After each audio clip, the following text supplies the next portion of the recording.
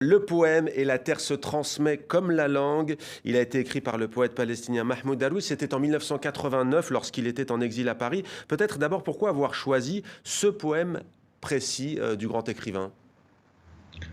Une question très compliquée, parce que, a priori, je ne suis, enfin, nous, je ne parle ni l'arabe. Par contre, la poésie m'intéresse, si vous Mm. voulez.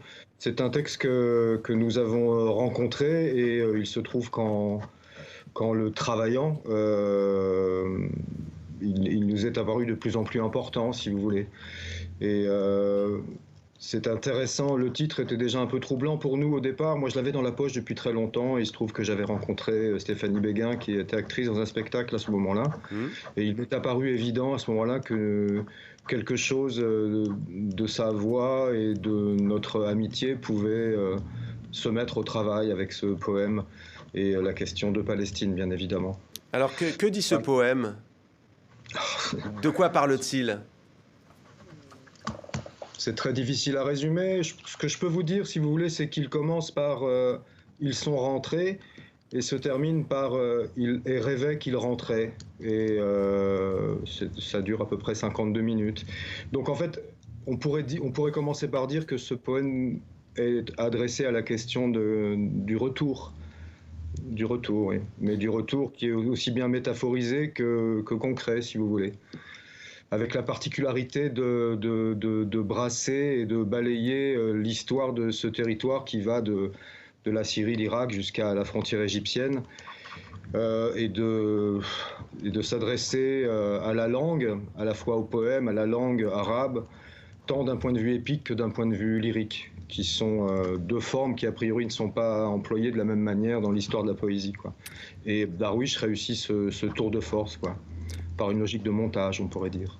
La Voilà. maison est plus belle que le chemin de la maison en dépit de la trahison des fleurs, poème traduit par Elias Sambar, vous l'avez dit, adapté par Stéphanie Béguin et vous-même.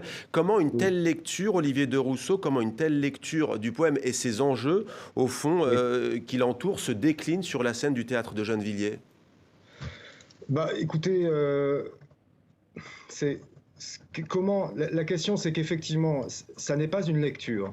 C'est-à-dire le poème, il s'agit de le dire devant un public. C'est un peu le travail qu'on a fait en prenant en compte le lieu spécifique et la géographie du théâtre de Gennevilliers. Donc il faut construire un lieu, une maison, on pourrait dire, qui est à l'échelle du plateau, qui est très très très très très grand, afin de pouvoir accueillir et faire entendre ce poème. C'est un peu ça l'enjeu, je dirais, à la fois poétique et scénographique. Ce qui a été un enjeu à la fois complexe et en même temps très joyeux, vu que grâce au théâtre, on a été accueillis suffisamment longtemps pour expérimenter cette possibilité. Et d'ailleurs, je les en remercie, quoi. C'était un vrai accueil, quoi. Alors à l'époque, en 1989, l'auteur Mahmoud Darwish est en pleine refondation poétique et littéraire. Il le dit lui-même, il n'est plus ou ne veut plus être un poète palestinien, mais un poète de Palestine. Au regard du nouveau drame qui ensanglante le Proche-Orient avec ce conflit israélo-palestinien, comment et en quoi ce poème nous regarde-t-il tous selon vous? Bah, c'est-à-dire que, comment dire, c'est très étrange pour nous d'être à la fois plongés de façon aussi tragique et vive dans ce qui se passe là-bas en ce moment. Il y a une chose très importante dans ce poème, c'est qu'il brasse quasiment 20 000 ans d'histoire, si vous voulez, et notamment les questions théologiques, celles qui sont les trois monothéismes qui sont un peu au cœur de la question de Jérusalem aujourd'hui, au cœur des enjeux, mais qui sont aussi des enjeux historiques liés au XXe siècle, bien évidemment. Donc, quelle était votre question précisément? Dites-moi, parce que En quoi, si vous voulez, ce poème, il a encore beaucoup de choses à nous dire aujourd'hui? Peut-être en quoi est-il universel? bah, c'est la tentative de Darwish, c'est le tour de force de nous dire que depuis l'Europe, il y a quelque chose qui là-bas nous regarde, quoi. Ça, Mm. c'est une évidence. En tout cas, c'est ce qu'on a découvert. Ça, c'est sûr. Mm. Donc, à partir de là, il y a une complexité de l'écriture qui s'étale comme ça sur le plateau, et en même temps quelque chose de très familier, de très quotidien. C'est-à-dire Mm. que Darwish arrive à la fois à brasser des questions aussi importantes que comment ce pays était peuplé il y a 2000 ans, et avec des questions très quotidiennes qui sont celles des fleurs, des cailloux, De la terre, des arbres, ouais.